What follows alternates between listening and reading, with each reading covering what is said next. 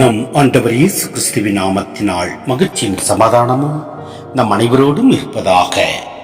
கொலாசியர் 3:1-11 முடிய. நீங்கள் கிறிஸ்துவோடு உயிர் பெற்று எழுந்தவர்களானால் மேல் உலகு சார்ந்தவற்றை நாடுங்கள். அங்கு கிறிஸ்து கடவுளின் வலப்பக்கத்தில் அமர்ந்திருக்கிறார்.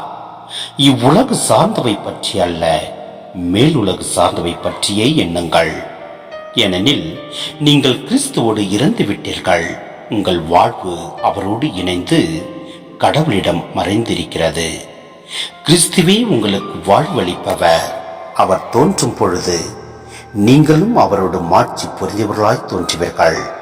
ஆகவே உலகப் போக்கிலான உங்கள் இயல்புக்குரிய பரத்தமை, ஒழுக்கக்கேடு, கட்டுக்கடங்காத பாலுணர்வு, தீய நாட்டம், சிலை வழிபாடான பேராசை ஆகியவற்றை ஒழித்து விடுங்கள்.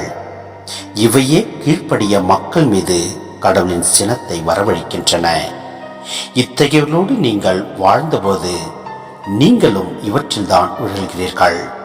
ஆனால் இப்பொழுது நீங்கள் சீற்றம், தீமை ஆகிய அனைத்தையும் அகற்றிவிடுங்கள். பழிப்புரை, வெட்கக்கேடான பேச்சு ஆகிய எதுவும் உங்கள் வாய் நின்று வரக்கூடாது.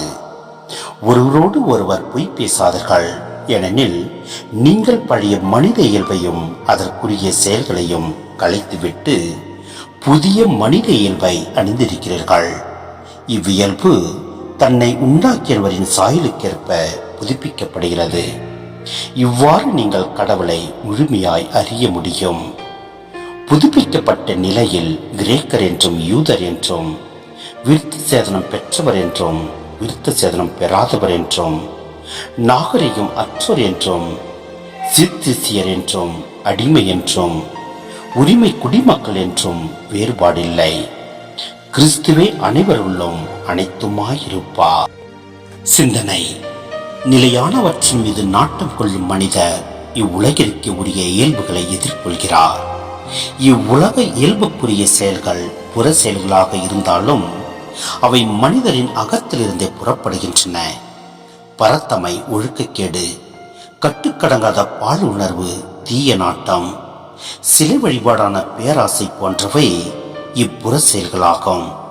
இந்த 5 தீச்செயல்களும் ஒழிக்கப்பட வேண்டுமெனில் மழைப்பொழிவில் இயேசு பரிந்துரைத்தது போல் உள்ளம் தூய்மையாக இருத்தல் வேண்டும்.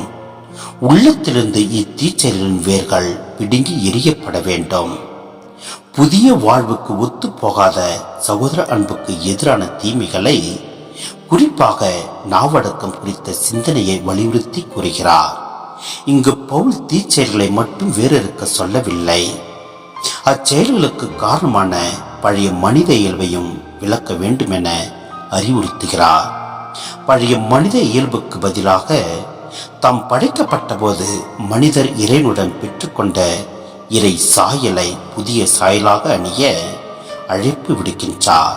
எனவே நம் ஆண்டவரின் அழைப்பை நாம் ஏற்று அவற்றில் நிலைத்து நிற்போம். எல்லாம் அல்ல இறைவன் நம்மை நிறைவாய் ஆசீர்வதிப்பார். ஆமேன்.